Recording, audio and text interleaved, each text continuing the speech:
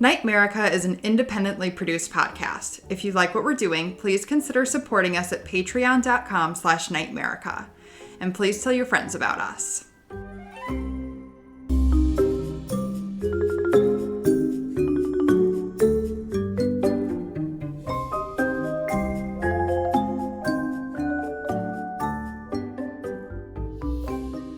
Welcome to NightMerica, a podcast that takes you on a tour of the abnormal, paranormal, weirdly true, and truly weird in every corner across this nation. Because, to paraphrase Ray Parker Jr., whether it's ghosts, aliens, monsters, or monstrous humans, there's something strange in your neighborhoods.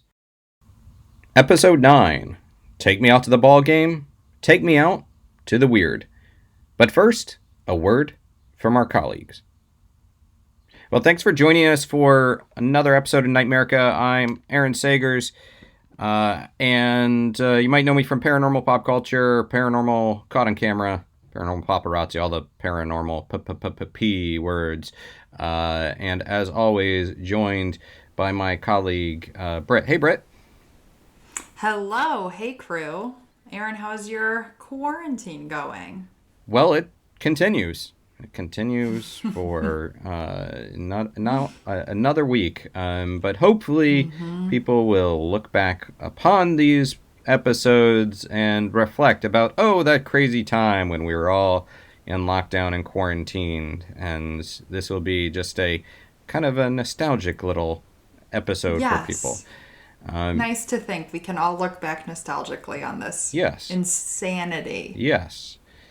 So we talked a little bit about weaving in some weird news stories from the week, and I was curious about what you discovered. What kind of crazy happenings did you find in your journeys for this episode?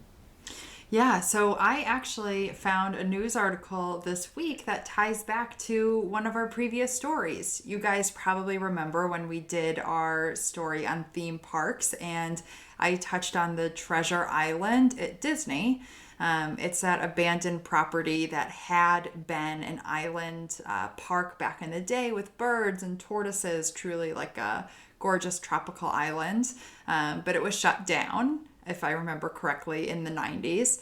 And now moving forward, it is completely abandoned. And at the end of April 30th, a 42-year-old man from Alabama was actually arrested for trespassing and camping on this property. He had only been there for about 2 days, but was planning on staying longer. But the Orange County Police found him, and he kind of was like, hey, social distancing, this is my tropical paradise.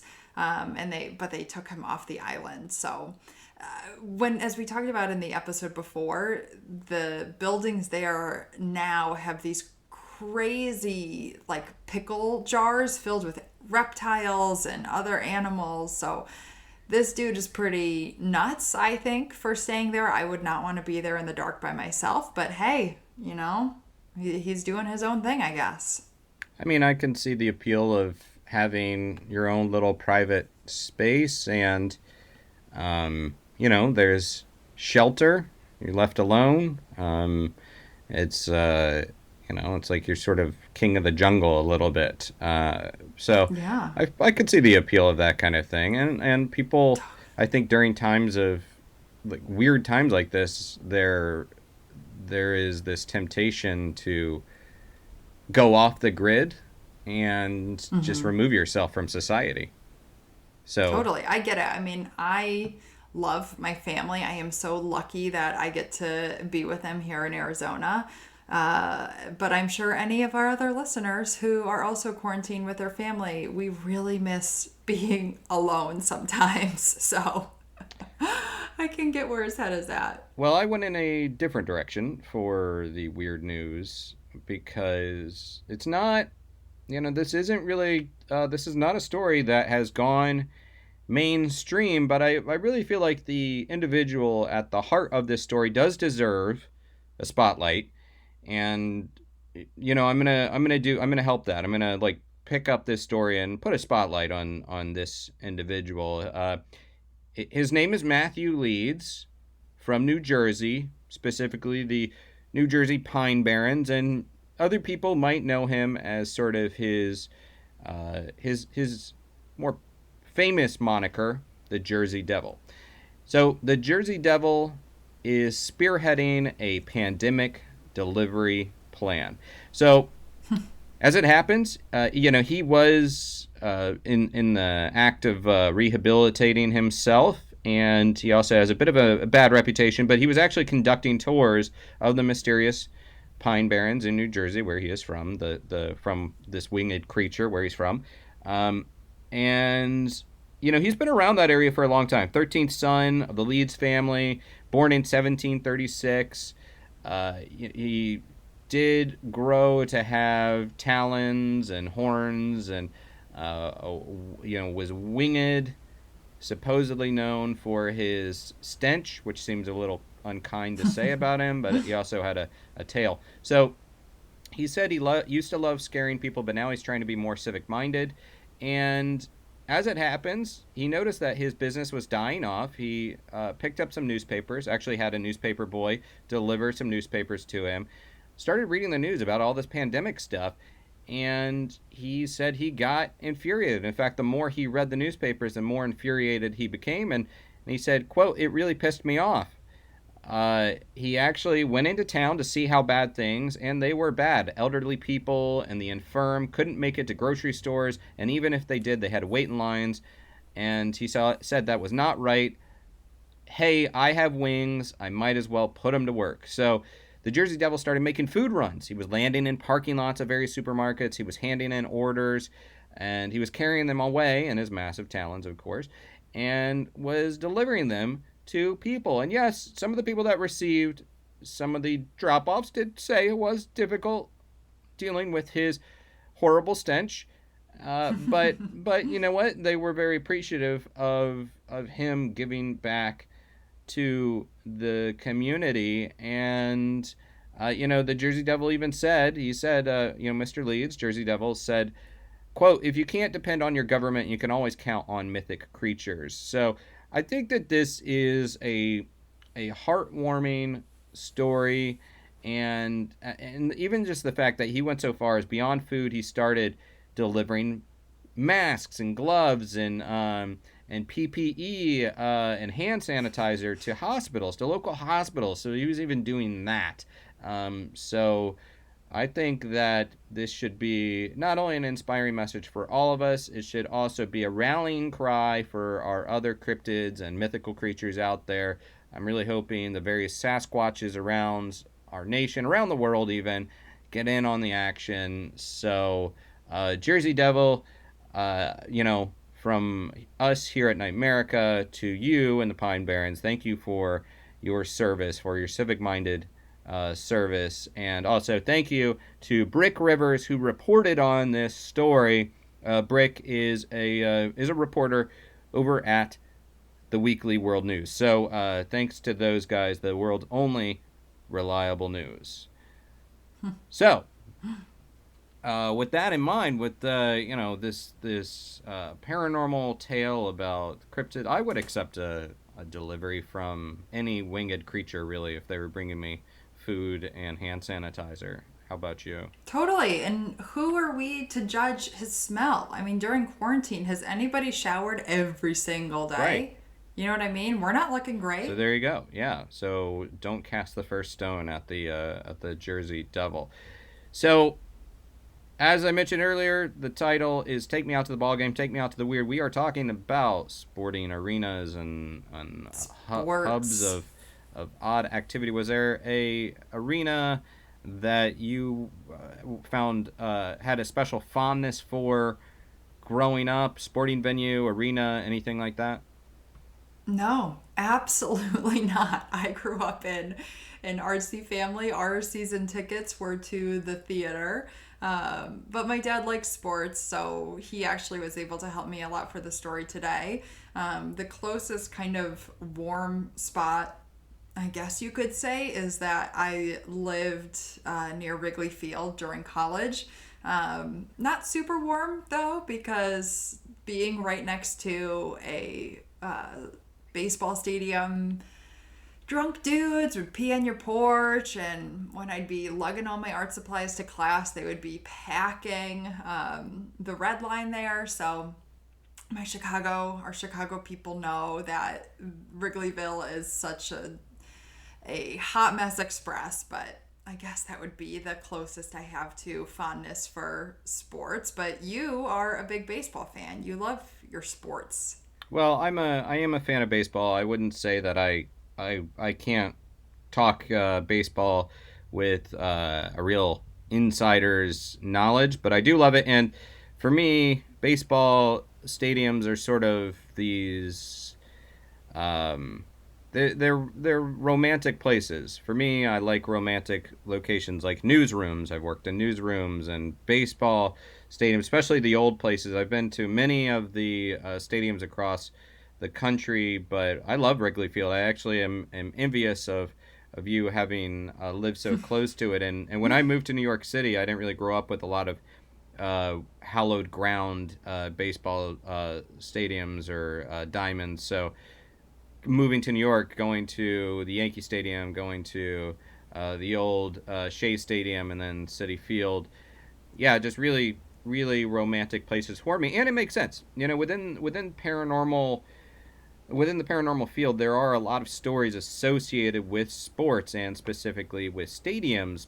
These are they are hallowed grounds. They are locations of almost near religious devotion, and not only are people bringing their energy and they're rooting for one team and rooting against another team, there's superstition, there's curses. There was the like the Billy Goats curse right there in Wrigley, and there was Mm-hmm. I don't know if you heard the tale of like the construction worker that when the new Yankee Stadium was being built, he hid a Boston Red Sox jersey in the concrete to curse the Yankees. It's it's intense. They actually had to jackhammer it out and pull that out. Um, so pretty crazy stuff. So yeah, we found ourselves talking about the weird tales surrounding sporting locations. So what's your weirdness for the week?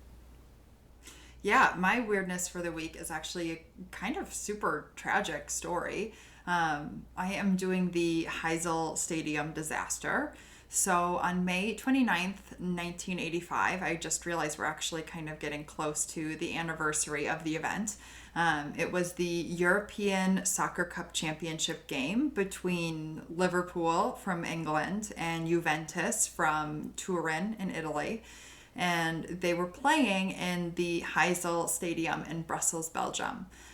So this was kind of setting up to be a tense game. Liverpool had won this exact cup the previous year, taking down Rome. There you go, another Italian team. And Juventus had been undefeated the previous year in the Winners' Cup. Truth be told, I don't really know the difference between these two cups, but it's safe to say that these are incredibly good, incredibly talented teams. And what comes with incredibly talented teams is incredibly passionate fans. So hooligans are a term for super rowdy, sometimes violent fans.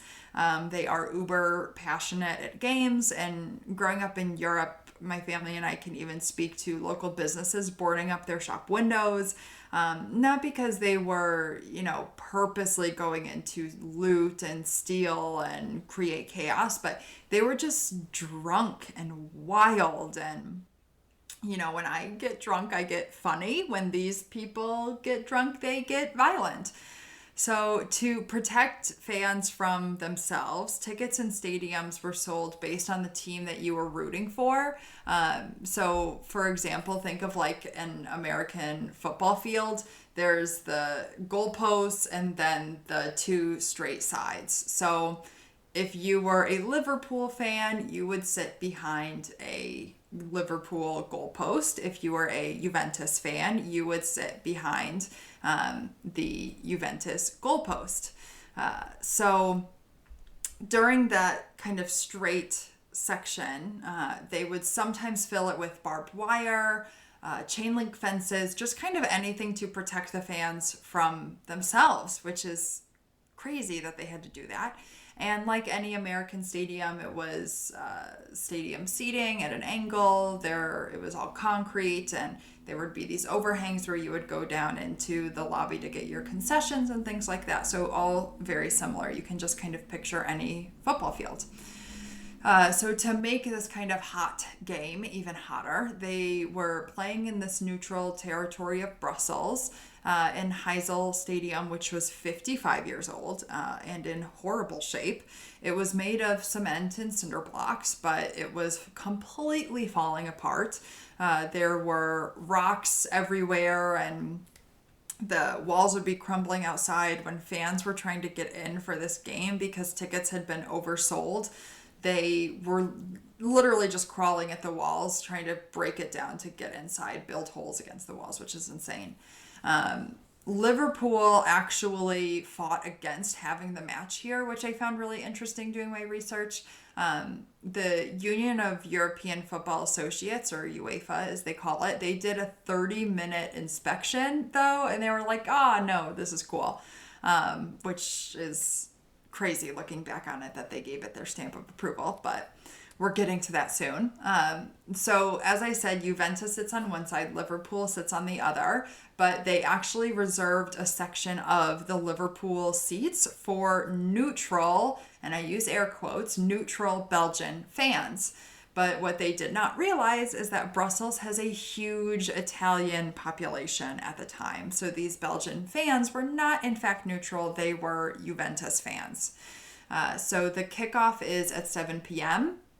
and the chaos hits the fan even before it begins.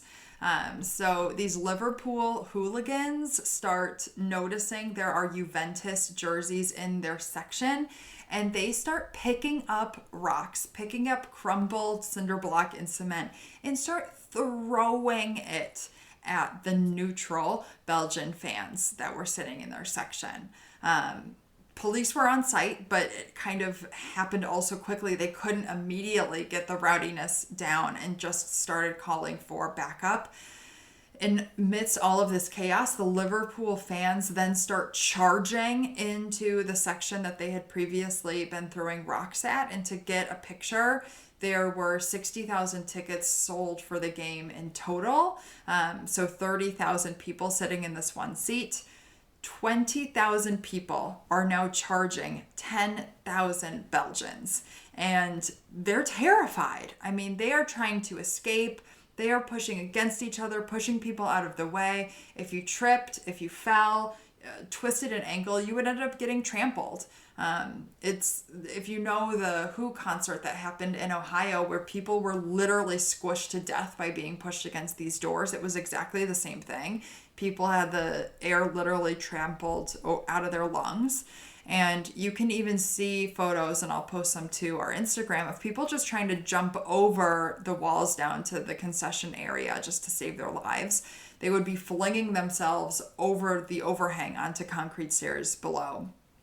Well, as the pressure is building of these fans pushing into these walls to get out, the wall starts crumbling and it completely collapses, throwing these people onto the concrete floors below, throwing concrete onto fans that were trying to run out. It's horrible. It's chaos. And to think about the fact that over on the other side of the stadium are Italian fans having no idea what's happening. So they start to get all rowdy and they're trying to figure out what's going on, running across to help. But the police, thankfully, on that side were able to kind of step in and get them under control.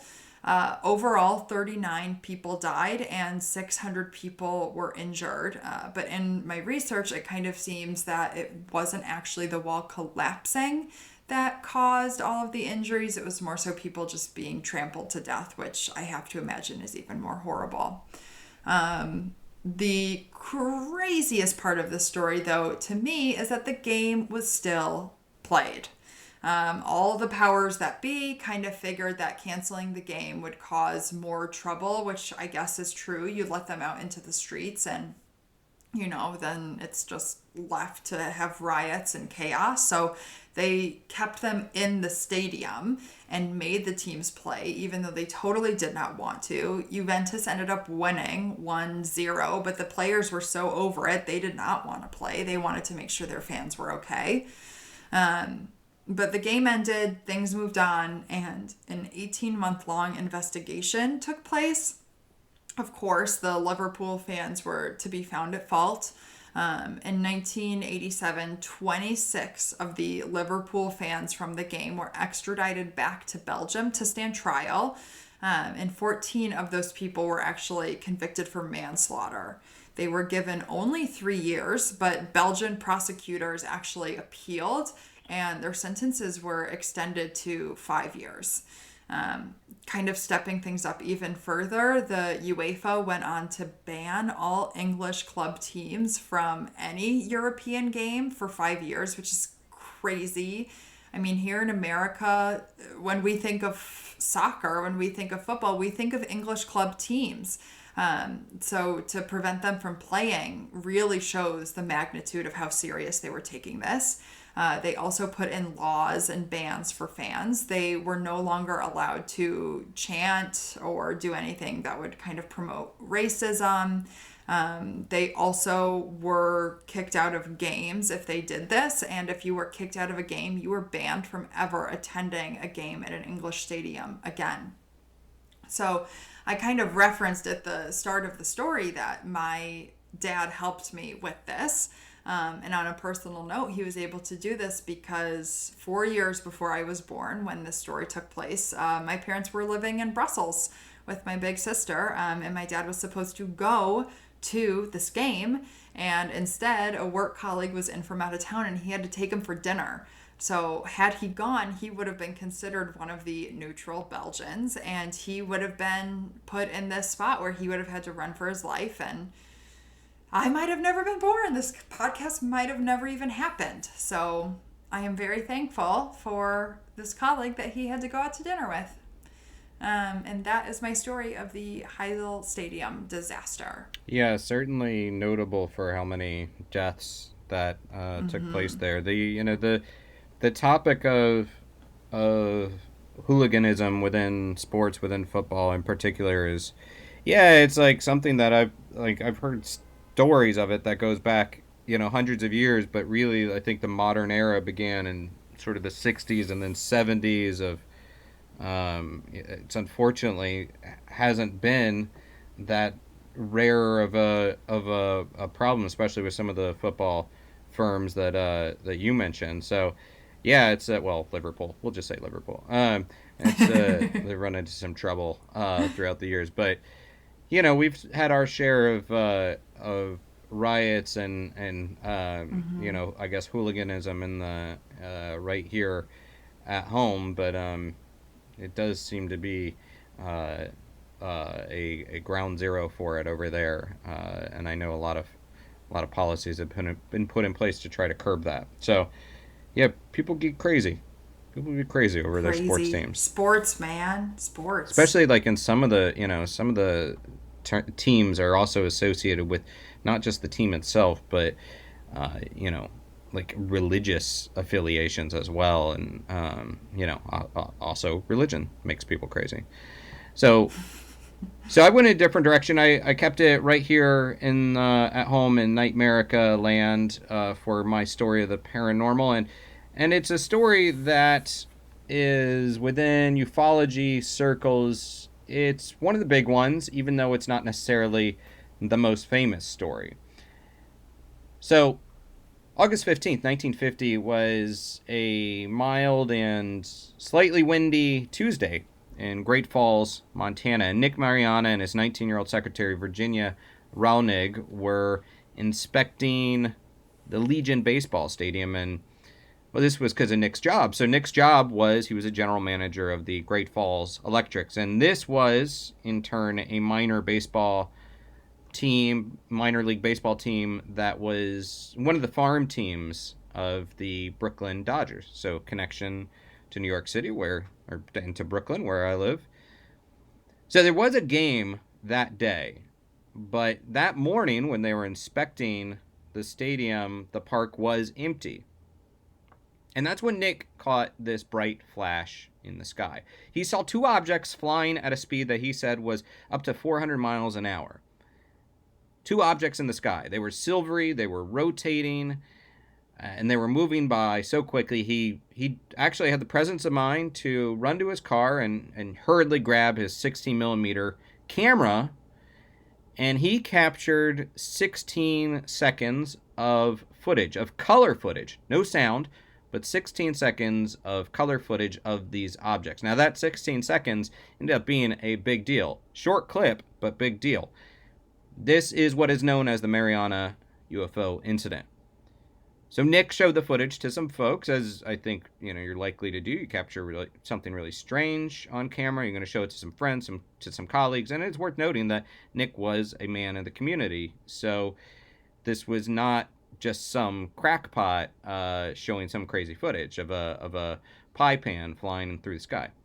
So then the Great Falls Tribune actually picked it up, reported on this, and then the Air Force got involved. So U.S. Air Force Captain John P. Brindleson of Wright-Patterson Air Force Base, and those of you out there that are UFO nerds will recognize Wright-Patterson. That was, according to UFO lore, the supposed home of the Roswell crash footage. So, already this is kind of connected to big elements of the UFO lore, UFO stories. So they acquired this footage from Nick, and they explained the footage away as just reflections of two F-94 jets that had been flying in the area, basically the sun reflecting off of the metal fuselage of those jets. However, Mariana got the footage back from the Air Force, and he said 35 frames or about 3 seconds of footage was missing. Now, again, Mariana had shared this footage with other friends and whatnot, and he said that the footage that was missing showed the crafts spinning and rotating, and really showed off this disc shape that they had. The Air Force in turn said they only removed one frame, which they said was just accidentally damaged during handling. So let's move ahead to 1952. So, okay, Nick captures this footage. Air Force gets involved. Air Force says, no big deal. It was just a reflection on the fuselage. 1952 comes along. The footage was reviewed again, this time by Captain Ruppelt, who was one of the leads on Project Blue Book. Project Blue Book was the third UFO study by the U.S. Air Force. The previous study was Project Grudge, and that's who initially acquired Mariana's footage. And Project Blue Book is also famously associated with J. Allen Hynek, a giant in the UFO studies field, and also his cases were the focus of the highly fictionalized Project Blue Book show that ran for 2 seasons. Anyhow, Ruppelt just dismissed this jet explanation. He said, quote, "The jets weren't anywhere close to where the UFOs had been. We studied each individual light, and both appeared too steady to be reflections.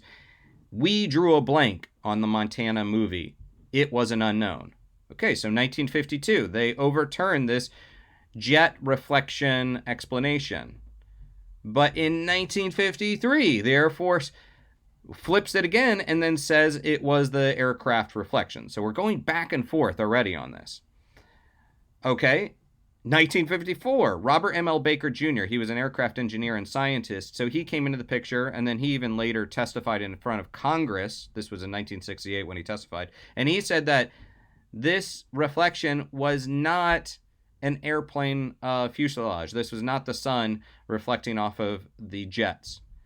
Okay, so then we're going back and forth. Reflection, not a reflection. Reflection, not a reflection. Well, then 1966 comes along, and this is the Condon report. Now, this is where things hit a snag, because within the same study, they have two different thoughts on it. On one hand, Dr. Roy Craig, who was a physicist, said there was inconsistencies in Mariana's story. He actually thought he thought Nick was a fraud. and Dr. Craig actually discovered that the electrics were not even supposed to play at home that day, August 15th. They weren't even scheduled to play in the state. They were instead playing 500 miles away at Twin Falls, Idaho. So he thought Mariana was a Craig, and also, or was a fraud. And he even said he talked to the secretary, and she had this offhanded comment about, well, that Nick, he's a promoter, and Dr. Craig used that as sort of interesting quote to kind of support his thought that Mariana was a fraud. But flip side was Dr. David Saunders, also on the Condon Report. He was a psychologist, and he found Nick's story convincing. Not only did he find his story convincing, he found it so convincing that he said that this was some of the most convincing evidence for UFOs, and most convincing story to that led him to believe possibly in this phenomena. So we go back and forth, and what's just crazy to me is, as we record this episode, it's mid-May in 2020, and we're coming up on the 70th anniversary of this case, of this footage being recorded. 70 years later, several official investigations, and there's still no definitive explanation to put this story to bed. It is still debated. I would even say widely debated. Now, this area did become a hotspot for sightings, and interestingly enough, a couple years ago, 2008, the baseball team, the Electrics, were renamed to be the Great Falls Voyagers, and that was to honor the Mariana UFO incident. And finally, I guess what I would say is this story is somewhat preserved in our own U.S. National Archives. Mariana's film resides in the U.S. National Archives. So 70 years later, several official investigations, and this continues to be a tale that is debated and part of NightMerica, I would say, part of this country of weird, this nation of weirdness. So Yeah. Well, Nick sounds like our kind of guy to see something crazy happening and immediately go and grab his camera. Even if it was only 16 seconds, I mean, thank goodness he had that sound of mind to do it. Especially, in 1950, when people weren't all carrying around a smartphone with a 4K camera in their pocket. Absolutely. That is good timing. I mean, what if he had just looked at it and was like, huh, that's weird. And then that was that. Then it was just a story told at a bar instead of something that warranted multiple Air Force investigations. That's the thing that I just find so wild, is how different experts and go back and forth and arrive at different kind of conclusions about this thing. So it's a cool one. And it all happened over this baseball stadium. So that's I guess that was the sporting aliens. The aliens finding sport and kind of toying with us humans on the ground. So with that said, we talked a little bit about adding in a segment where we would each discuss like sort of the paranormal pop culture we're getting into this week. What are you into? What are you checking into this week? Yeah, so with the time on my hands for quarantine, in between the super boringness of studying for HR certification, I'm ingesting an absurd amount of podcasts. Not just, of course, our podcast, but taking in other people's, probably listening to like 3 hours of podcasts a day at least. And a new one that I've discovered and have absolutely fallen in love with is called Happy Hour Gets Weird. It's the perfect combination of like crime and funny. For example, I think this was 2 weeks ago, they did an episode on crimes that had been done by people in wigs. So the ladies are just so super funny, and it's just a really nice way to kind of break up the monotony and maybe even sadness of this quarantine time and just be able to laugh. So that's mine. What about you? Well, I'm always seeking to expand on my paranormal knowledge, and I'm always reading and researching. And one of the things I like is, there are the different pockets of paranormal, sort of the big three that I think people think of as sort of cryptozoology, ufology, and then ghosts. And yet there's so much more. There's just a wide spectrum of weirdness out there, and within that gray area between all these other paranormal this other paranormal phenomena are things like the jinn, which we know in Western cultures as genies, and and spoiler alert, they are not like Aladdin's buddy, and they are definitely not voiced by a jovial Robin Williams type. They can be tricky things. But in addition to that, Pukwudgies and what are known as grinning men, or shadow people, and a lot of shadow people are associated with ghosts, and some might be, but also there's a whole other element to it. And black-eyed kids. A lot of people talk about black-eyed kids, but in author David Weatherly's Strange Intruders, he goes into a lot of phenomena with the black-eyed kids and all this other stuff. And David is the guy that really popularized this phenomena of the black-eyed kids, or black-eyed beings, and I'm sure we'll get around to telling that story at some point. But these are sort of things that exist on the fringes of reality, and apparently are not bound by certain natural laws. And not only that, they seem to be moving about with their own motivations and intent, and not always nice things. So so I've been doing some research with Strange Intruders, the book by David Weatherly. It's definitely creepy. It's definitely a fun book, and it also has a lot of interesting accounts that I would recommend checking out if you want to continue your own research into the paranormal. Sounds good. So, well, I think that's it. We're coming to an end of another episode of NightMerica. Absolutely. Let's call it a week. If you like NightMerica, please consider supporting us at patreon.com/NightMerica, and consider leaving us a review on Apple Podcasts. Give us a follow on social media, and share this with your friends. And if you'd like to share your paranormal stories, or even seek paranormal advice, which is for entertainment purposes only, email nightmericashow@gmail.com.